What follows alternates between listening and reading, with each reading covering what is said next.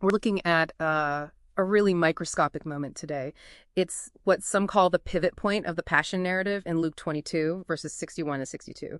I mean, you have the absolute chaos of a mock trial, false witnesses, guards striking a prisoner.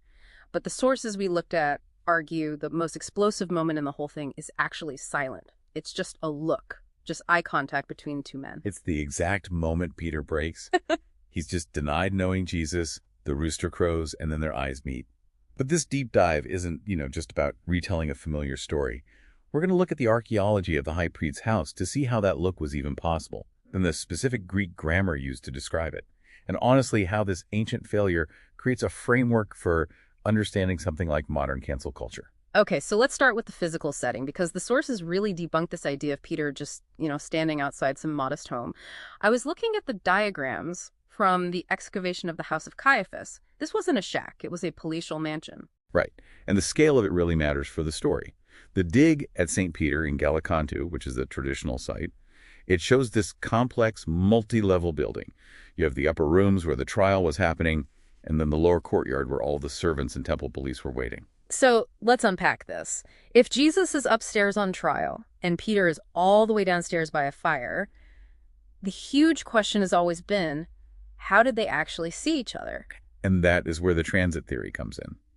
The layout suggests Jesus wasn't just sitting in one room. He was likely moved after the initial hearing, probably across an open-air gallery or even right through the courtyard itself, to be put in a dungeon underneath the complex. Wow. So the architecture itself basically forced the confrontation. Jesus is being marched past, bound and beaten. At the exact second, Peter is shouting, "I don't know the man!" Exactly. And if you connect that to the atmosphere, it gets even heavier.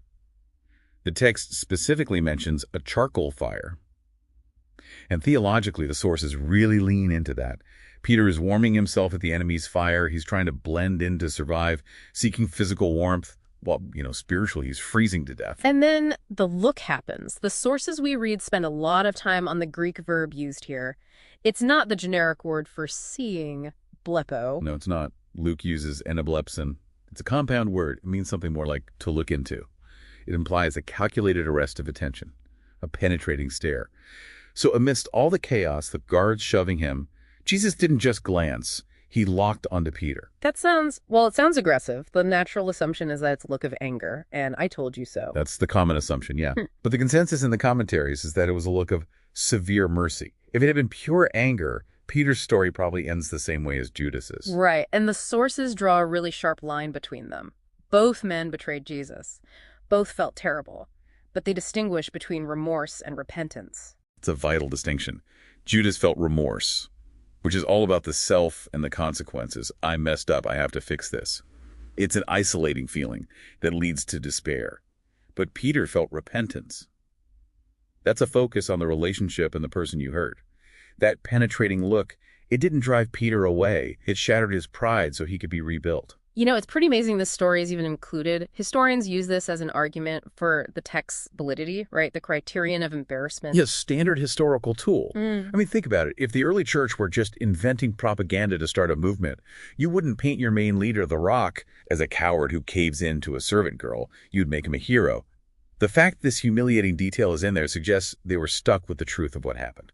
So let's pivot to why this matters for us now. The materials make this really fascinating sociological analogy between that courtyard and our own digital lives. They do.